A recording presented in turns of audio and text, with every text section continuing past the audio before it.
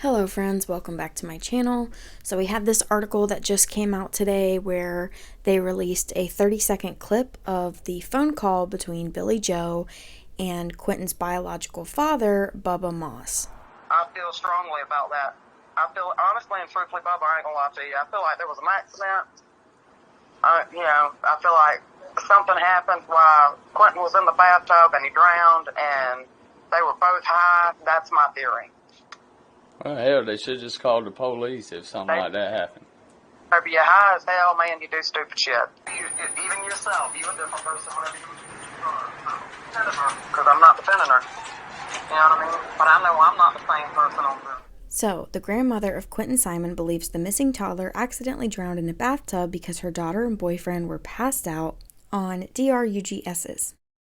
Billie Jo Howe, 45, shared her theory on the case and much more in a bombshell conversation on Saturday with the child's biological father. Her daughter, Leilani Simon, 22, has been named the main suspect in the disappearance of her 20-month-old son, Quinton, who vanished from his Savannah, Georgia home on October 5th. In an audio of an 11-minute phone call obtained by Daily Mail, Billie Jo can be heard saying, "I feel honestly and frankly, Bubba, I'm not going to lie to you, I feel like there was an accident. I feel like something happened while Quinton was in the bathtub and he drowned and they were both high. That's my theory." Hell, they should have just called the police if something like that happened, Bubba replied. "If you're high as hell, you do stupid shit," said Billie Jo. Billie Jo said police, meanwhile, have shared their own suspicion that Leilani, the boy's mother, blacked out that morning. The police are the ones saying that she went into a traumatic state and blacked out. It's not her saying she don't remember, that's what the police told her, and that's what they told me. Billie Jo was away when her 20-month-old grandson vanished from their home in Savannah early October 5th. According to police, Leilani's boyfriend, Danny Youngkin, was the last one to see him around 6 a.m. It wasn't until after 9 a.m. that his mother reported him missing. Police suspect Quinton's body was placed in a dumpster and investigators have been searching for the body in a nearby landfill. Leilani is the prime suspect in the disappearance and presumed death of the 20-month-old, but police are yet to make an arrest. Child Protective Services also removed her other two children on October 12th. On Monday, Simon spoke out, claiming she has now become a prisoner in her own home after being suspected of being involved in her son's disappearance. The young mother told WTOC in a teary interview how she has had to barricade herself in her yard to hide from protesters, with some even leaving signs like "baby killer" on a memorial she set up outside for her son. "I'm here. I've been here every day since this. I'm not running and I'm not hiding," she told the local news station. "And if something does come up that I am at fault, I will take myself to the police station." She went on to slam protesters who have been gathering outside her home, saying it makes it hard to even process what's going on around us. "I can't even walk out and appreciate my own son's memorial or put down gifts that I got for him," she continued. In their phone conversation, Bubba asked Billie Jo, who has legal custody of Quinton and his older brother, why police are so confident he was dumped. "They're saying they've got video," she replied. "Nobody's seen the video." Both she and Bubba were wondering why Danny wasn't also named as the suspect, expressing anger that he has since left town. The rumor was that he was staying with family in Atlanta, but Billie Jo said he was actually in North Carolina. "He lied about going to Atlanta," she said. "He's not in Atlanta, he's in Dunn, North Carolina. I'm trying to expose him right now online the best I can." The grandmother has spent much of the last couple of weeks holed up at home with her daughter Leilani, her husband, and other family and friends that have come to support them.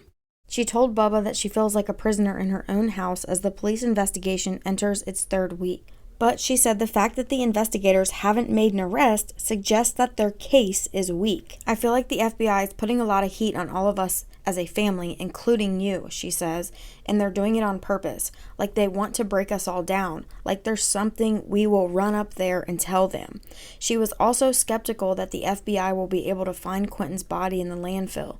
"You've got to figure there's a lot of trucks that go out there and dump, and it was a week before they decided that that's where they was going to go, so that's a lot of trucks all week." Bubba shared his own news, informing Billie Jo that the FBI tested his DNA to confirm that he's Quinton's biological father. He told DailyMail.com earlier in the day that police confronted him shortly after Quinton's disappearance, after Leilani falsely accused him of snatching the child. In speaking with Billie Jo, Bubba didn't talk about that. He was fishing for information on the case and let her do most of the talking. "People hate me," she said in despair. Billie Jo said she was away when Quinton went missing and that she had no idea that the children were in danger. I promise you, I would have never, ever, ever left them babies in a situation that was bad for them, she told the boy's father. I knew Leilani and Danny were having their problems, but I didn't really see it affecting the kids, she continued. She said the stress has been wearing her down, and the noise of the protesters gathered outside of her house, honking horns and yelling baby killers into the night, has made life even more unbearable. She explained that she tried to escape the noise early last week by traveling to Tybee Island, a nearby vacation resort. She, Leilani, and a few friends checked into a motel, then went out drinking at a bar. There were media reports of them downing shots of Patron while smiling on the same day the FBI began a search for little Quinton in the landfill. Billie Jo was mortified when the news got out, telling Bubba that they should have just stayed at the motel rather than go out drinking at Stingray's. We left from here, Savannah, because of the protesters, she said. It got so bad, my friends from out of town that were down here to support me, they stayed close to me for 2 days and then decided to get a room at the beach for 2 days. And we went down there, and I told them, I don't think it's a good idea that we go out in public with y'all. I think it's better we stay here at the motel. And they were like, what? You can't go have dinner? She continued. Now I rationalized in my head, yeah, why can't we go have dinner? You know what I mean? And the next thing you know, we were partying and screaming and hollering. And that's not the case, she said. Leilani didn't even drink. Now I drank both drinks that was ordered for Leilani. I drank a friend's drink and I drank mine, so I was messed up. And then, of course, I went and laid on the beach and just cried, she said. But they didn't play that part, you know. At one point in the conversation, Bubba asked how Leilani was faring, and Billie Jo replied that she's doing the best she can. Leilani's been trying to keep her mind busy, doing a lot of recovery. Leilani, who has a history of abusing DRUGSs, is starting a rehab program this week, she pointed out. She's also receiving counseling through a city program called Hugs. She's got a lot of different stuff going on with that, she said. The bad thing is I'm asking, hey, what can I do? She said she's desperate to regain a sense of normalcy. It's been really hard, she confided to Bubba. And the protesters and stuff like that out there, we can't even process what next move needs to be and what we need. I'm trying to figure out if it's a good idea that I go back to work, she added, and I need to go back to work. The last thing I want to do is bring this attention to a job site. I won't have a job long.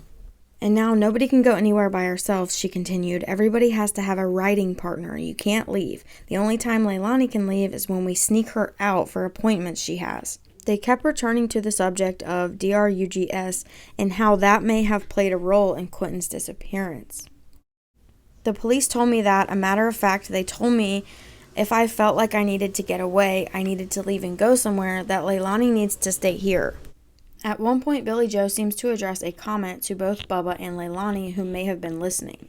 I don't mean this in no kind of way, Leilani, but who the fuck don't leave their own house? You know what I mean? That's how you would feel if we was in different shoes. Who the fuck don't leave their own house? As the phone conversation winded down, Billie Jo offered Quinton's father some love. I don't know, baby, but I know no matter what, you're in my family and you're in my heart, she told him. Yeah, I just wanted to know if y'all heard anything else, Bubba replied. I don't know. As soon as I do, honey, you'll be one of the first ones I call, she said.